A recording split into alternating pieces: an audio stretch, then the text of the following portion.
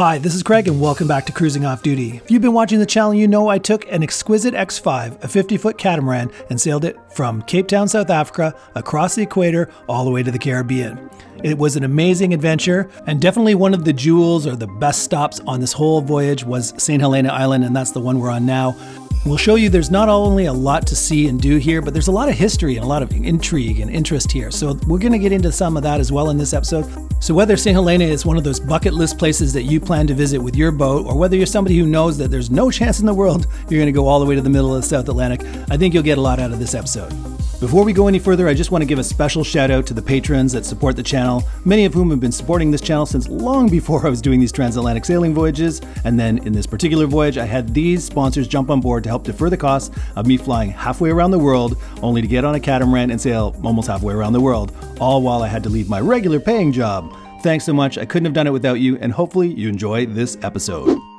We anchor and hoist the sail.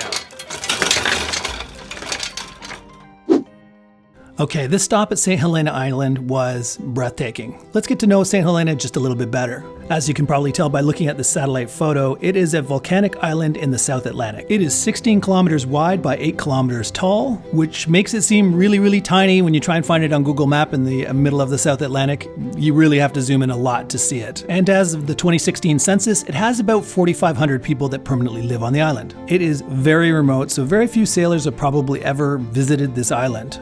How remote, you might ask? It is 4,000 kilometers east of Rio de Janeiro, Brazil, and about 2,000 kilometers west of Angola in southwestern Africa. So yeah, it's out there. You really have to make a point of trying to find it. You're not going to accidentally bump into this island, believe me. When the Portuguese first discovered it in 1502, it was uninhabited, as you can imagine, since it's in the middle of nowhere. But as you can tell from the St. Helena flag, it wasn't long before those big, powerful British came along and pushed the Portuguese off and took control. So it is part of the British Overseas Territory, along with Ascension Island to the north and Tristan da Cunha Island to the south. Back then, islands like this were very valuable because all world trade was done by boat. The East India Company used this island all the time for trading between Africa and Europe and Brazil or South America and Europe. So this island became very valuable. So they put forts like this on it just to make sure nobody else took the island back. I don't think this fort ever saw any real action, but they did use it for prisoners at one point. More on that later. We actually take a tour of this and we walk through it. It's very cool. Some other interesting facts about St. Helena. It's the second oldest overseas British territory behind Bermuda. I was a little surprised by that, but yeah, that's the truth. Another interesting fact about this island that some of you probably have already heard of is this is the island that Napoleon was exiled to in 1815. How Napoleon got to this island is kind of a long story, but the Coles Notes version is the French were defeated, there was a treaty, Napoleon was exiled to an island called Elba in the Mediterranean, and he was given full reign over this small island. But at some point he got sick of being there and escaped and got back to France, and then they decided, okay, we can't trust him to be in the Mediterranean, so they exiled him to the most remote island they could think of, and that was St. Helena Island. And then he wasn't put in a jail cell because, again, he was a high and mighty guy back in those days. So they gave him a house, but he complained nonstop about this house and how cold and damp it was, even though he had a couple of servants to help him. So it wasn't a jail cell, but then he later died, and they found out there was arsenic in the wallpaper. So maybe he did have reasons to complain about the house. He died in 1821 on St. Helena, so they made a tomb for him on the island. But then in 1840, the French argued that they should be able to get his body back to France, and they allowed it. So now there's a tomb in France for Napoleon. But there's one on the island as well, although his body's not still there. Remember when I said this last episode? It does look like a prison island. You can't get off. Well, I was only kidding. I was only saying that because the whole island seems to be built on cliffs and it looks impenetrable. So how could anybody A, get on this island, or B, get off this island without hurting themselves? But it actually was a prison island. First there was this Zulu king in 1890 or something. He fought against the British, and no, you don't fight against the British, so they'll send you to St. Helena Island. And then later in the Second Boer War, they took all the Boer prisoners and they sent them again to St. Helena Island. So it really was a prisoner island for a while there. Now it's not that now, it's a super friendly place. Everybody here is super nice. There's a prison on the island, but I think it has 6 prisoners, according to what I was told. So it's just locals that get imprisoned. It's more like a jail cell. But yeah, it's not a prison island, super friendly. I highly suggest you go. So let's learn about today's modern and friendly St. Helena. This is Jamestown. This is the only main town on the island. It's the only way to really get on the island, especially if you're coming from a boat, because it's the only place on the island low enough that you can just get on. It's not a cliff. So yeah, that's where I'm sure the first explorers ended up getting on the island as well. This is where you're going to find almost all the bars, restaurants, grocery stores, and of course the one and only bank. You definitely need to hit the bank because they don't take credit card anywhere on this island. So we needed to get cash as soon as we got on because it was a Saturday and they were almost closed. Sunday they were closed and Monday was a stat holiday, so they'd be closed. We would have no way to buy anything and that would have sucked. Now as you see me panning, you'll see a stairway that goes up and that's called Jacob's Ladder. So there is another part of the island where people are populated at the top of this cliff. But as you see me trying to gain elevation, I realized my drone is capped at the factory setting of 400 feet and I couldn't get high enough to show you that. But luckily there was another drone. Sean had his drone and don't know how, but somehow his drone got high enough to see it. So let's see that now. So there you go. There is the footage of the upper part of Jamestown on the top of the cliff. There's two ways to get up there. You can either take that Jacob's Ladder, long, steep staircase all the way to the top. So you can do that, or you can take a cab, take a windy road up the hill, and you can get to the top. Up there is mostly houses, not a lot in the way of groceries or businesses that you'd want to go to, except for Rosie's Bar. It is up there. It is probably the best bar on the island, according to many people. Unfortunately, by the time we got there and saw it, it was closed. I can't remember if we were there on the Sunday or that stat holiday Monday, but needless to say, it was not lively. Underwhelming. But anyways, it's right at the top of Jacob's Gate, which is that ladder up. So if you do want to go up there at the very top, you can have a beverage and then go all the way back down again. Oh yeah, and if you're saying, I really want to see St. Helena, but I don't own a sailboat, Craig, so how do I get there? There's one other way, and that's this airport. And they spent millions of dollars to build this airport, assuming there'd be tons of tourism. And the engineering company that built it the wrong direction. The prevailing winds are up over that cliff, and the wind shear coming sideways across the airport is crazy. So most airlines won't even try flying because sometimes they get there and they have to turn around and go back because the wind shear is too much. So there's one company that'll fly there from Johannesburg one time a week. They come in on Saturday and leave right again on Saturday. So anybody who flies to St. Helena has to stay there an entire week. Later, you'll see we pick up Rudolph, who's the designer of the X5 we're on. He wants to do a little service work. He's stuck there for an entire week because of that. So he brings his wife and makes a little bit of a vacation out of it. So good for him. But yeah, he also told us that the airline tickets to fly from Johannesburg to St. Helena and back were crazy expensive.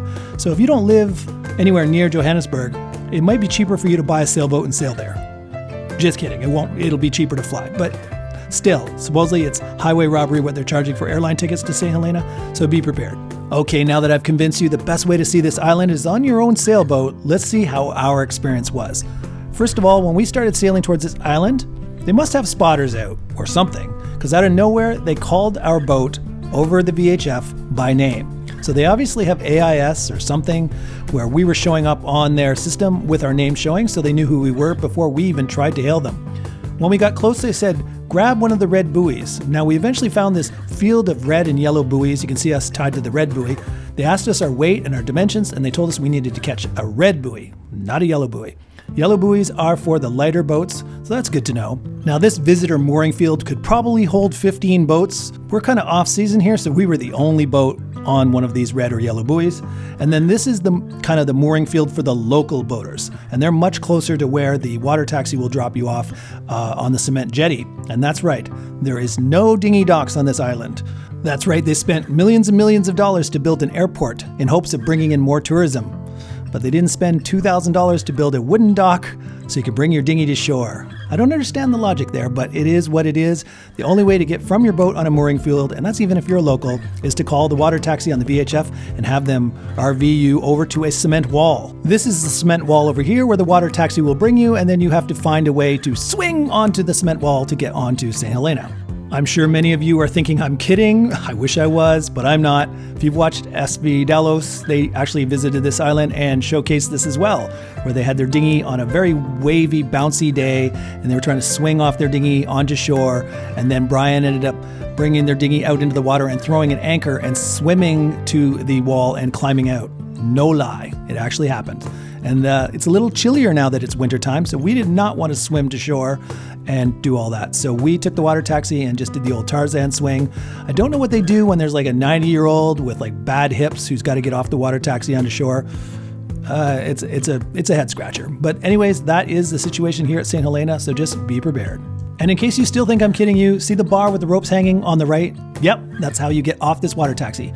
And the tide's kind of high right now, so it's not much of a step up, but when the water level is low, needless to say, you have to swing and go up to get onto the cement wall. Fun stuff. And after you swing to safety, you walk down this sort of road towards the town to check in.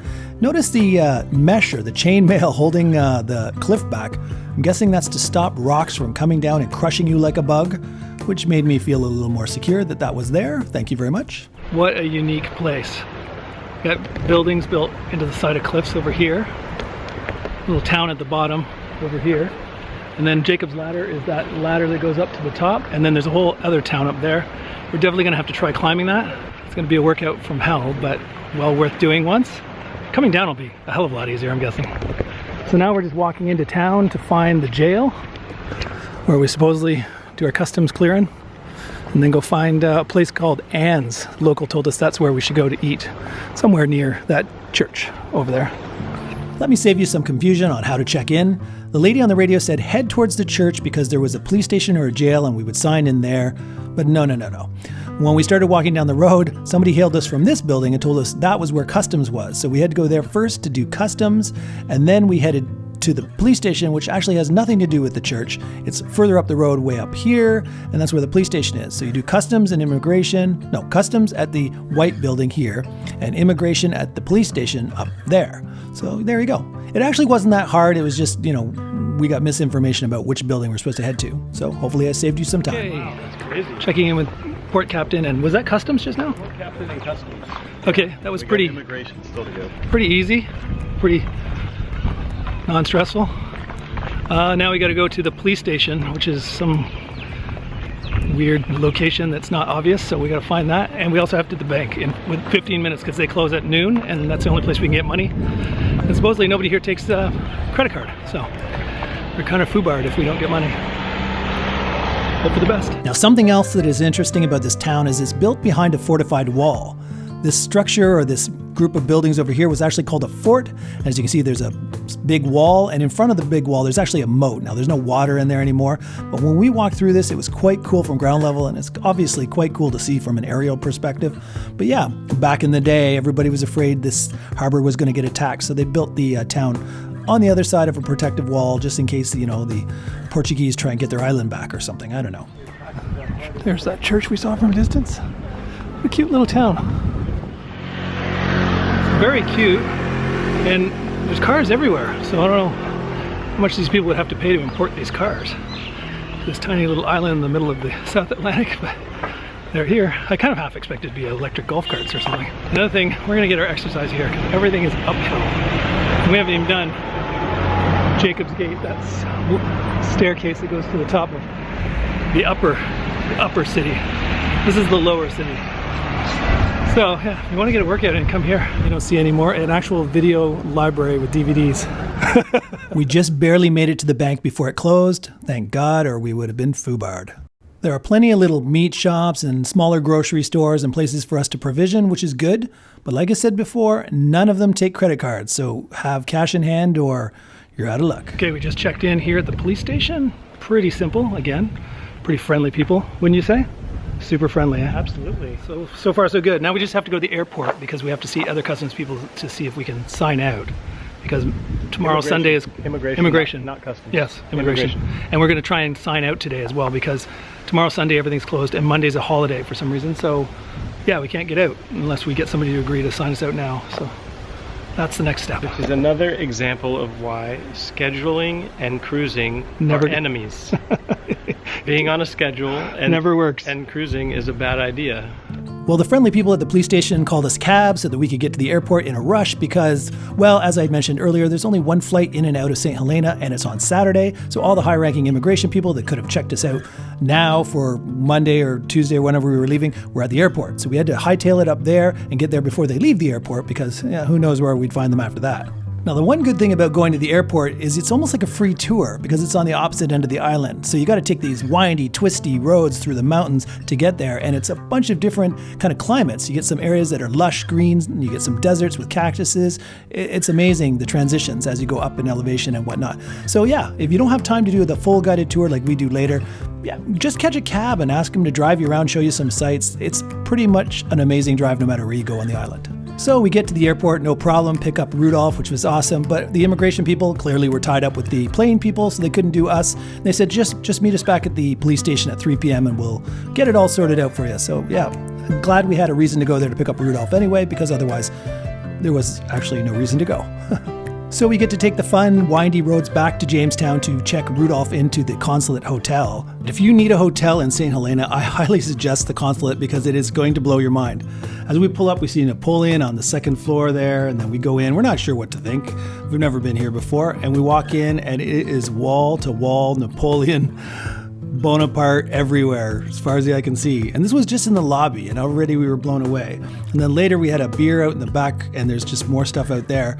And then the nice lady who owns this hotel, she was nice enough to organize a guided tour for us by a guy named Robert. And this is not just any tour guide. He's got to be pushing 85, 90 years old because he was telling us stories about when World War II was on and German U-boats sunk a British oil refueling tanker called the Darkdale. And he was alive when it happened. He remembers hearing the explosions and the town members all came down and watched as this thing was burning. Unfortunately, people lost their lives during this. And I believe that boat was towed out further and is still out there to be a dive site. And that's one thing, this island has tons of shipwrecks. In fact, there's one right in the harbor that you've seen with my drone footage. Now, I may be mistaken because there's actually 2 wrecks right there in the harbor, but I think it's the Spanger Reed, which is a 3-masted coal-carrying ship that actually had its coal catch on fire. So the captain deliberately had the boat dragged close to shore, and then he partially sunk the boat to put the fire out, and then they salvaged a lot of the materials from inside the boat. And when we went back to the Consulate Hotel the next day for breakfast, we found that many parts of this ship are actually part of the Consulate's dining room. The mast is actually this beam along the top, and this ship's wheel is from that boat. And this massive block that was on the wall was from that boat. There's just so much in the Consulate Hotel. I think it's more like a museum than a hotel, but it's well worth the stay. Okay, after a day in St. Helena, we're gonna head back to the boat for now. We might come back for some beverages, but there's only one little ferry that shuttles you between your boat and shore. And we heard it might close at 6, so we got about 15 minutes. The sunset in St. Helena. There's our catamaran way out there on the edge, up against these rocky cliffs. The next day we had a full day planned, so we called for an early morning water taxi to get us to shore. First we were meeting Rudolph and his wife at the Consulate Hotel to have that amazing breakfast and that extra amazing dining room, something I'd never seen like that before. And then we were going to do that full day tour with Robert. So yeah, let's get on with the day. Yeah, we're going for breakfast at the hotel. They're talking about whether we're going to have time today. We're doing a tour around the island, whether we have time to do Jacob's Ladder here. I'm thinking no. But there, Neil's a little more eager to do it. We shall see. And he's off. He has good strides. I think he's taking 2 at a time. No, maybe not.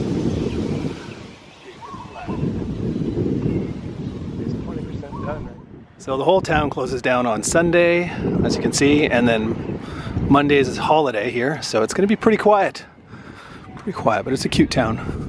Okay, we're here on the veranda of the hotel, about to have breakfast. Just checking his progress. He's probably halfway. I don't know if you can see him there. Let me zoom in.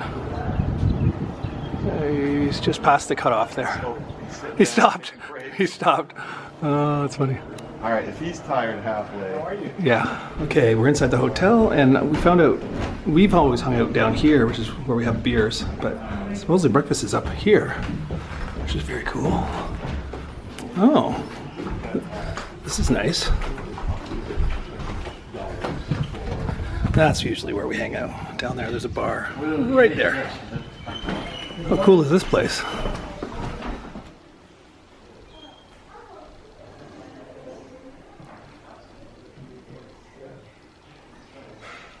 What a cool hotel. So Neil just arrived. How was it? Exhausting. And if it's exhausting for you, it would have been really exhausting for us. It's been a survival feat for the rest of us. Got up in 10. Got up in 10? 10 minutes? Wow. It's like you're sitting down a couple of times. Yeah, that includes the sitting down. Wow, that's awesome. Would have about came off the wreck. All of it came off the wreck. And we've still got some of the masts left. We've got about 5 masts left. Here's the wall. There's the gate we usually go through. And this is the old fort wall that the town's within. And with that, it was time to start our guided tour with Robert. And again, he was a wealth of knowledge, talking about things he'd actually experienced, not things he'd heard. Like the torpedoing of the Darkdale, and this monument's there to remember those that died. Only 2 people from the boat survived and were taken from the water. Everybody else perished. There were a handful of others that survived, just happened to be on shore leave at the time. I guess it was their lucky day. Then he took us to the top and looked down at the valley and pointed out all the historical buildings and the important people that lived in certain things, like that Zulu king and Napoleon's first home before Longwood. And while we were looking down at the homes, he pointed up at a fort that you could almost barely tell was there at the top of the mountain, and he told us about it and said that we'd be seeing it later, and it was definitely one of the highlights. It's nice you go up there. I tend to do that when I got a little group of people. And it's called Haino Fort? For Haino Fort.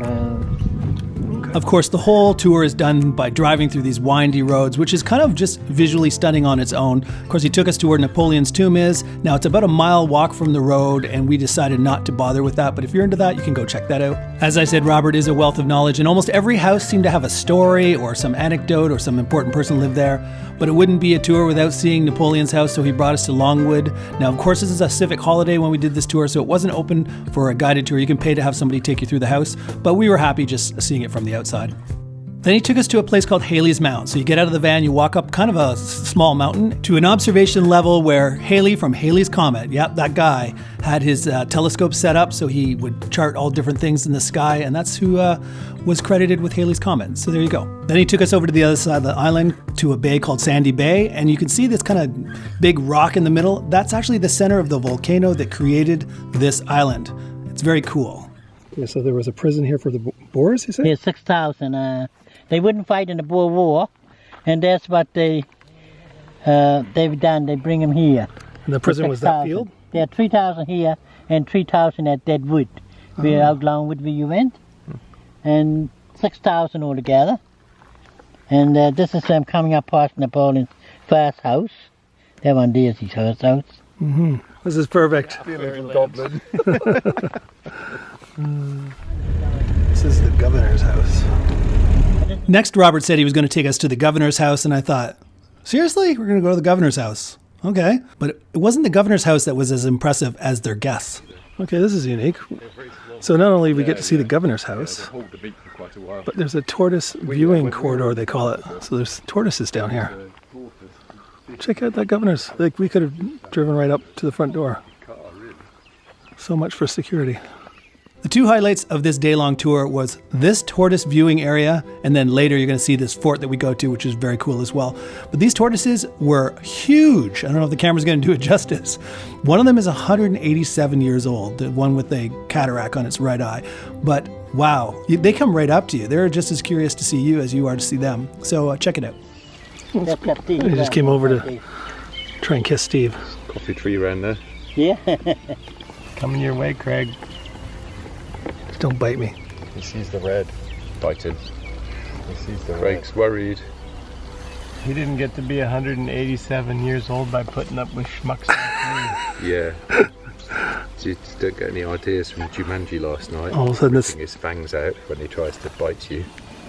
Look how enormous that is. Jeez, this is a little intimidating. That is a big animal. So seeing these tortoises was quite fun, and it's actually completely free, which I was surprised. You just drive down to the governor's house, walk along this little gateway area, and you can check them out up close and personal. Now it was time to drive up a long, windy road to get to Haino Fort. This is the fort we saw from the lower valley. We're now way up there, and quite the view. Literally, you can get up on the top of that. I did not know that. So let's go check that out. Surprisingly, just like the tortoises, getting into this fort was absolutely free. All you needed to do was drive to the top of this mountain and walk around as much as you want, check out all the sights, go inside. Very cool and very clean. There's no graffiti. This whole island was amazingly clean. These areas in the interior of the fort down low was where they kept all their cannonballs and their gunpowder and whatnot, so that if it got hit by a ship shooting them with cannons, it didn't blow the whole fort to bits. So yeah, it was kind of neat to get in here. We also heard that this fort was used at some point to house some Boer prisoners, maybe before they built that prison that you saw earlier in the tour. Yeah, this one's been walled up. Oh yeah, they definitely would have been doing that. This is definitely where they stored it. How cool is it? Well, they built this too so that people could hide from bombing if in World War II they started dropping bombs on it. So cool. Very cool. You know, this might have been where the gunpowder was stored. Maybe they passed it through here. Oh, okay.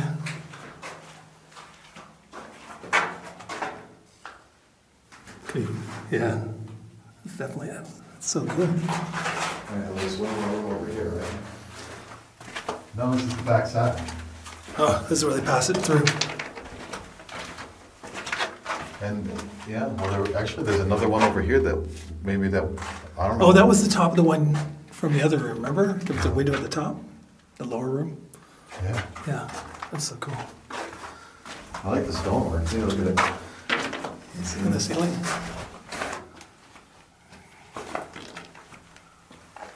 Yeah, great. We were trying to figure out what these were. We figured they might have been little like serving areas for kitchen that feed the prisoners during prison or the soldiers during wartime.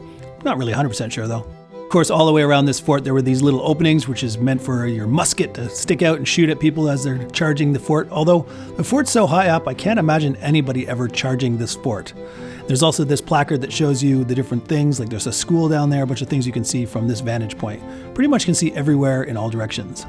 And of course, everybody on the island told us that the best bar was Rosie's Bar. It has the greatest nightlife. Unfortunately, when we got there at the last stop of this tour, we were supposed to have a beverage to like celebrate the day. It was closed because it was a stat holiday, much to the disappointment of most of the members of the crew. And yeah, but if you want to go, if you come to the island, get your hiking shoes on because it's right at the top of Jacob's Ladder from the lower town to the upper town. You can't miss it. Just as an indication of just how high up this upper town is, look at how small our 50-foot catamaran looks from up here. Just a tiny little toy. And that was the end of our guided tour. Thank you to Robert. And it was time to get back on the boat because we'd made arrangements to meet Rudolph and his wife to do a sunset cruise. I mean, that's the least we could do since Rudolph flew all the way out here to service the boat. He got the water maker fixed. It ended up being a membrane issue. We finally confirmed it. We put 2 brand new membranes in that he'd brought with him.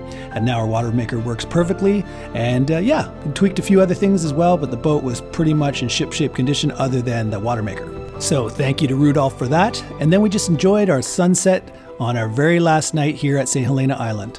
So that's it. Hopefully you can tell from this that there is tons of things to see and do if you come to St. Helena Island. It's not going to be easy to get there, but once you're there, it'll be well worth the trip.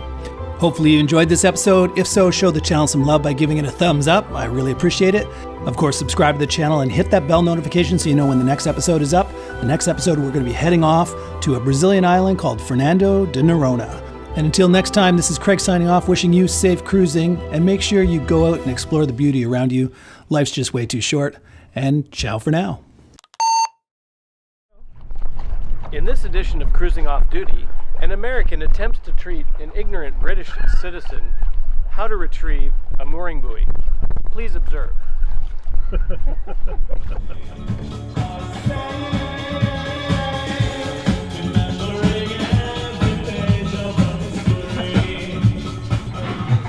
What's the secret, Steve?